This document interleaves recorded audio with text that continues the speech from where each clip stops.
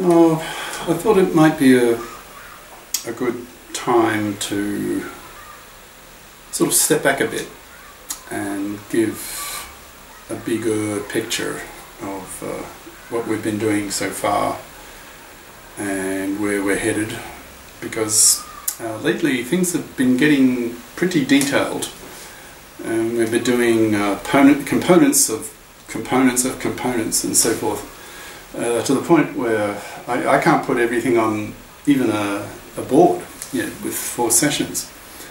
So you might be feeling a bit lost in not seeing the wood for the trees, not seeing a forest because you're standing too close to a tree, to the details.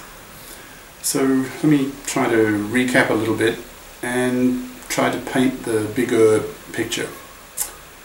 So this first chapter of this text is called Regular Languages, and you've probably got a pretty good feel for what that is now. We're getting towards the end of this chapter now. There's only just half a dozen or so pages left in this chapter, and the last topic, there are four sections to this chapter, and the last section is on non-regular languages.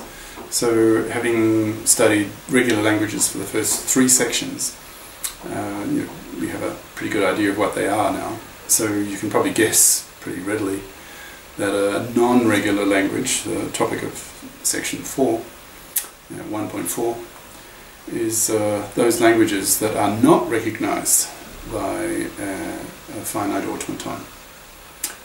And those half a dozen pages or so will discuss what characteristics such languages have, so that they are not recognized by a finite automaton.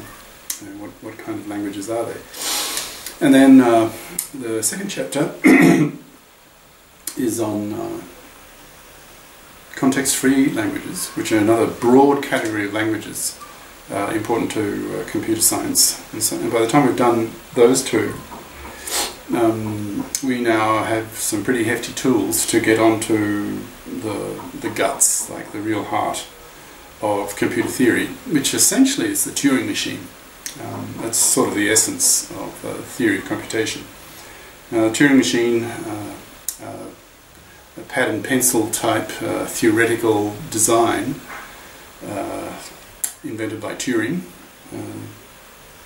the great genius whom indirectly British government killed because he was gay, he was a homosexual, and the British government forced him to take female hormones, which just destroyed him. He just hated it. His mind just went bleh.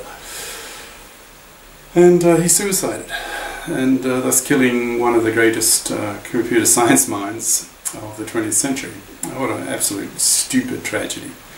But times change, attitudes change. Well, in some countries, can't say the same thing for Black Africa or the Arab countries. They're still where the first world countries were half a century ago. Anyway, poor old Turing. So the Turing machine is was an invention by Turing.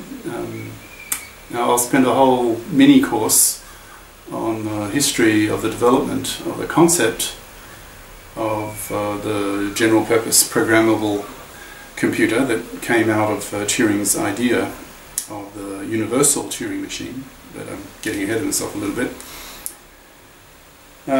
So what he was trying to do was to answer a question that arose from the discussion of the principles, the foundations of mathematics. It came out of pure math. So in a sense you could say that today's programmable, multi-purpose computer is a kind of spin-off, a sort of side effect from this discussion in the foundations of mathematics.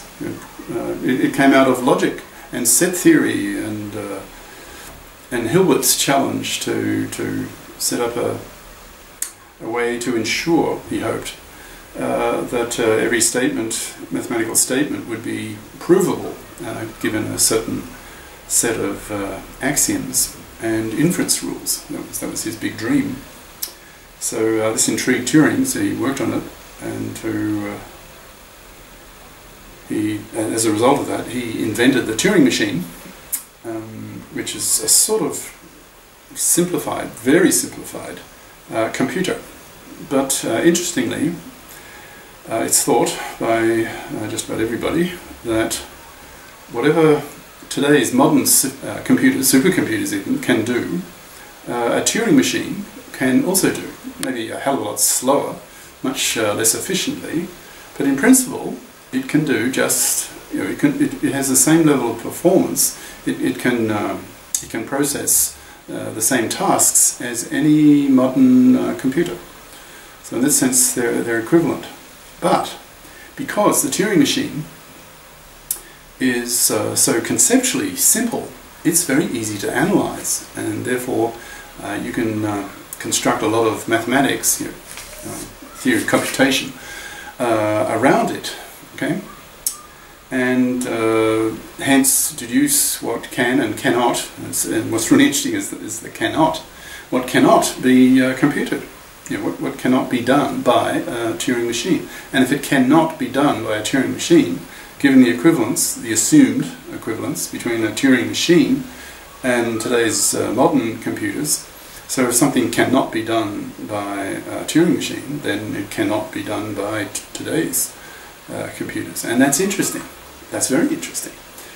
And then in the category of those tasks that can be done, it was quickly observed that with the first computers, that some tasks were quite easy for a computer to do, and others were extremely difficult, requiring huge amounts of computational effort, number of computer cycles and need of memory and so forth.